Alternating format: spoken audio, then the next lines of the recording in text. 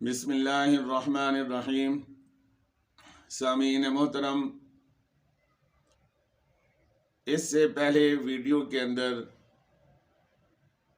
سیدنا امام اعظم ابو حنیفہ رحمۃ اللہ علیہ تعالیٰ کے بارے میں جو اہل حدیث حضرات جو ذہن اور جو نظریہ رکھتے ہیں ان کا تذکرہ تھا۔ آج کے جدید دور کے اندر سیدنا امام بخاری رحمۃ اللہ علیہ تعالیٰ جو محدث اعظم ہیں، جنہوں نے رسول پاک صلی اللہ تعالیٰ علیہ وسلم کے فرامین کو صحیح انداز کے اندر تمام امت کے اتفاق ہے کہ قرآن کے بعد اگر کوئی قابل حجت کتاب ہے تو وہ امام بخاری کی کتاب بخاری شریف ہے۔ آج ہر بندہ بخاری شریف کو پڑھنے کی کوشش کرتا ہے۔ عزیز دوستو، ان نام نہاد اہل حدیثوں کا امام بخاری کے بارے میں بھی تصور اور ان کا ذہن ٹھیک نہیں ہے۔ کہنے کے لیے تو یہ رٹ لگاتے ہیں کہ ہم امام بخاری کی بات کو مانیں گے، بخاری شریف کے اندر دلیل دکھا دو، حدیث دکھا دو، ہم مان لیں گے۔ ان کے ہاں اگر کوئی حدیث ہے، صحیح حدیث ہے تو وہ بخاری کی حدیث ہے، اس کے علاوہ اور کچھ نہیں ہے۔ لیکن میرے دوستو، یہ کہنے تک کی حد تک ہے، حقیقت حال اس طرح نہیں ہے کہ جس طرح یہ لوگ آپ کو رٹ لگاتے ہوئے نظر آتے ہیں۔ سیدنا امام بخاری رحمۃ اللہ علیہ تعالیٰ کے بارے میں ان کے میں بڑے علماء حضرات میں سے 3 حضرات کے اقوال پیش کرنے جا رہا ہوں کہ اس سے یہ بات واضح ہو جائے گی کہ سیدنا امام بخاری رحمۃ اللہ علیہ تعالیٰ کے بارے میں یہ حضرات کس طرح کا ذہن رکھتے ہیں۔ ایک مشہور صحافی ہیں اختر کاشمیری، انہوں نے اپنے سفر نامہ ایران کے اندر آتش کدہ ایران صفحہ نمبر 109 کے اندر ایک رویداد لکھی ہے۔ وہ تحریر فرماتے ہیں کہ اس سیشن کے آخری مقرر گجرانوالے کے اہل حدیث عالم دین مولانا بشیر الرحمن مستحسن تھے۔ فرماتے ہیں کہ مولانا مستحسن بڑی مستحب قسم کی چیز ہیں۔ علم محیط جس میں بسیط کے مالک ہیں، ان کا انداز تکلم جدت آلودہ اور گفتگو رف ہوتی ہے۔ وہ فرما رہے ہیں، اپنی تحریر کے اندر یہ لکھ رہے ہیں کہ اہل تشیع کے ساتھ اور اہل حدیث کا ایک مجلس کے اندر اختلافات کو ختم کرنے کے سلسلے میں گفتگو ہوئی ہے۔ وہ فرماتے ہیں کہ جو کچھ کہا گیا ہے وہ قابل قدر تو ضرور ہے، قابل عمل نہیں۔ اختلاف کو اگر آپ نے ختم کرنا ہے تو اسباب اختلاف کو بھی ختم کرنا پڑے گا۔ اسباب اختلاف وہ چیز ہے جو ہمارے اختلاف کی بٹھی کو تیز تر کرتے جا رہے ہیں۔ اگر ہم اتحاد چاہتے ہیں تو ان تمام روایات کو جلانا ہوگا جو ایک دوسرے کی دل آزاری کا سبب بنتی ہیں۔ وہ کھلے عام اعلان کرتے ہیں کہ آؤ ہم بخاری شریف کو آگ میں ڈال دیتے ہیں، آپ اصول کافی کو آگ میں ڈال دو۔ ہم اپنی فقہ کو صاف کرتے ہیں، تم اپنی فقہ کو صاف کرو۔ یہ اہل حدیث حضرات کے عالم دین ہیں مولانا بشیر الرحمن صاحب، ان کا نام ہی مستحسن ہے۔ وہ فرما رہے ہیں کہ اختلاف کو سبب ختم کرنا ہے تو اسباب اختلاف کو بھی ختم کرنا پڑے گا۔ تم اصول کافی کو جلا دو، ہم بخاری شریف کو آگ میں ڈال دیتے ہیں اور ان روایات کو مٹا دیتے ہیں جو روایات ہمارے اور آپ کے درمیان اختلاف کا سبب بن رہی ہیں۔ دوسرے ایک عالم دین ہیں علامہ وحید الزمان صاحب، انہوں نے اپنی کتاب لغات الحدیث صفحہ نمبر 61 پر تحریر فرمایا ہے۔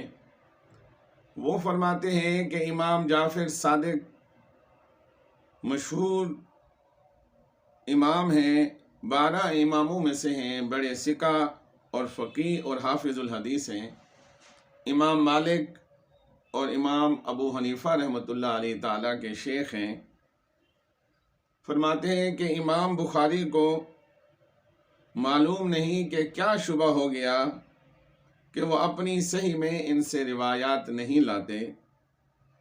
اللہ پاک رحم فرمائے امام بخاری پر کہ وہ مروان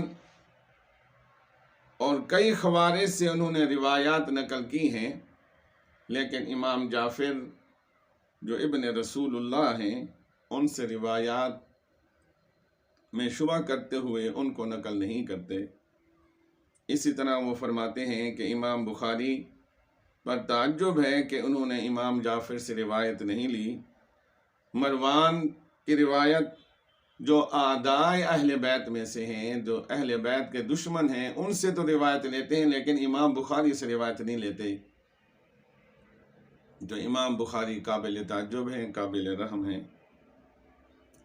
اسی طرح نواب وحید الزمان صاحب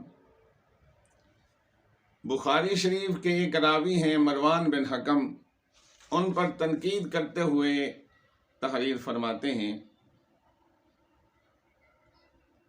لغات الحدیث جلد دوم صفحہ 213 پر کہ حضرت عثمان رضی اللہ تعالی عنہ کو جو کچھ نقصان پہنچا وہ اسی کم بخت شریر النفس مروان کی بدولت ہوا کہ حتیٰ کہ ان کو شہید کر دیا گیا۔ تو یہ علامہ وحید الزمان کا ذہن ہے روات بخاری کے بارے میں اور سیدنا امام بخاری رحمۃ اللہ علیہ تعالیٰ کے بارے میں کہ وہ مروان بن حکم اور اس طرح خارجی النسل خارجی لوگوں سے تو روایت لاتے ہیں، لیکن امام جعفر صادق سے روایت نہیں لاتے۔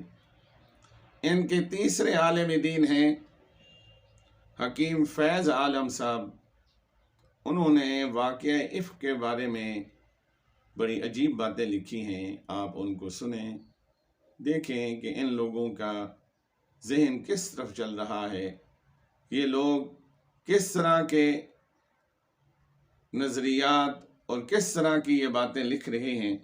وہ تحریر فرماتے ہیں کہ ان محدثین، ان کی کتاب ہے صدیقہ کائنات صفحہ نمبر 106، وہ فرماتے ہیں واقعہ افک کے متعلق ان محدثین، ان شارحین حدیث، ان سیرت نویس اور ان مفسرین کی تقلیدی ذہنیت پر ماتم کرنے کو جی چاہتا ہے جو اتنی بات کا تجزیہ یا تحقیق کرنے سے عاری ہیں کہ یہ واقعہ سرے سے ہی غلط ہے، لیکن اس دینی و تحقیقی جرات کے فقدان نے ہزاروں علمیے پیدا کیے اور پیدا ہوتے رہیں گے۔ ہمارے امام بخاری رحمۃ اللہ علیہ تعالیٰ نے اپنی صحیح بخاری میں جو کچھ درج فرمایا وہ صحیح اور لا ریب ہے، خواہ اس سے اللہ تعالیٰ کی الوہیت، انبیاء علیہم الصلاۃ والتسلیمات کی عصمت، ازواج مطہرات کی طہارت کی فضائے بسیط میں دھجیاں بکھرتی ہی چلی جائیں۔ کیا یہ امام بخاری کی اسی طرح تقلید جامد نہیں جس طرح مقلدین ائمہ اربعہ کی تقلید کرتے ہیں؟ اسی طرح امام بخاری کے بارے میں واقعہ افک کے بارے میں یہ تحریر فرماتے ہیں کہ دراصل امام بخاری میرے نزدیک اس روایت کے معاملے میں مرفوع القلم ہیں۔ داستاں گو کی چابک دستی کے سامنے امام بخاری کی احادیث کے متعلق تمام छान बीन धरी की धरी रह जाती हैं। ये सदीक़ा कनाज़ सफ़ा नंबर 106 पर हकीम फैज़ आलम की तहरीर है। इसी तरह वो फरमाते हैं, बुखारी शरीफ में मौजू रिवायात हैं। वो कहते हैं कि अम्मी आयशा सिद्दीक़ा रज़ी अल्लाह ताला अन्हा के बारे में अब एक तरफ बुखारी की 9 साल वाली रिवायत और दूसरी तरफ इतने कवी शवाहिद हक़ाइक़, इससे साफ नज़र आता है कि 9 साल वाली रिवायत एक मौजू कौल है जिसे हम मंसूब इले सहाबा के सिवा कुछ नहीं कह सकते।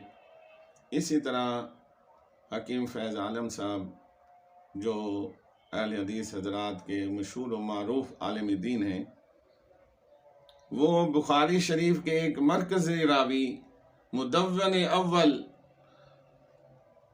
जलीलुल क़दर ताबी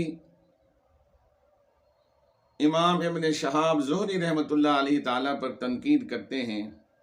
आप वो तनकीद सुने, आपके इल्म में इजाफ़ा होगा कि ये किस तरह का ज़हन इमाम बुखारी और रुवात इमाम बुखारी के बारे में रखते हैं।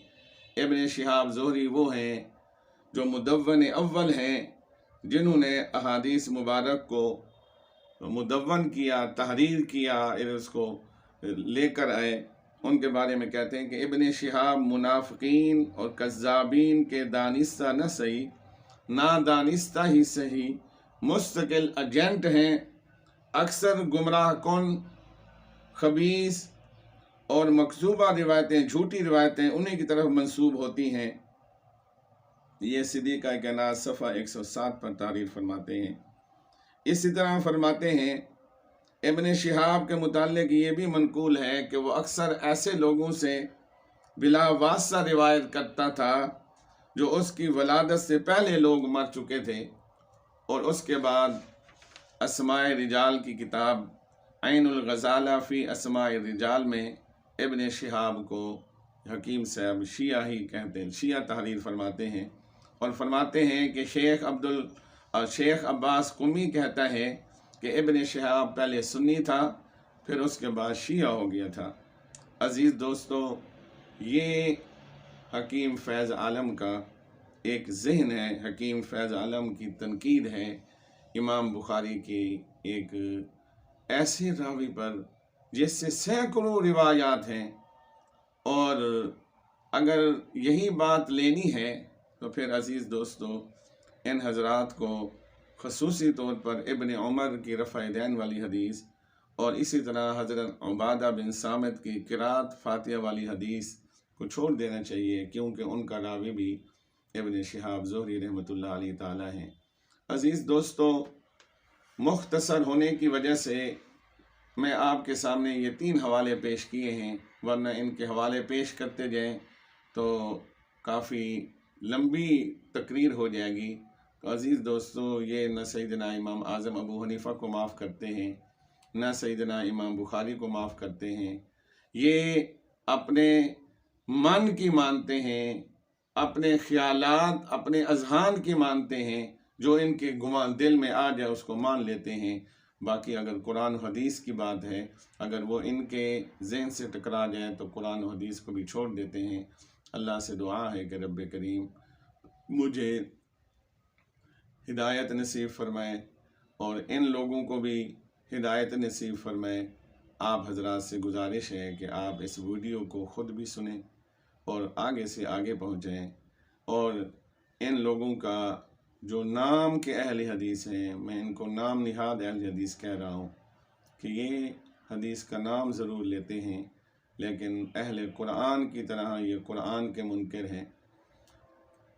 अहले कुरान जिस तरह कुरान को नहीं मानते, ये अहले हदीस हदीस को नहीं मानते। अहले कुरान हदीस की मुखालफत के अंदर पैदा हुए हैं, अहले हदीस फ़िक़्ह की मुखालफत के अंदर ये पैदा हो गए हैं। अल्लाह से दुआ है कि रब्बे करीम मुझे और आपको कुरान और हदीस और सही रास्ते पर चलने की तौफ़ीक नसीब फरमाए। व आखिर दावाना अनिल हम्दुलिल्लाहि रब्बिल आलमीन।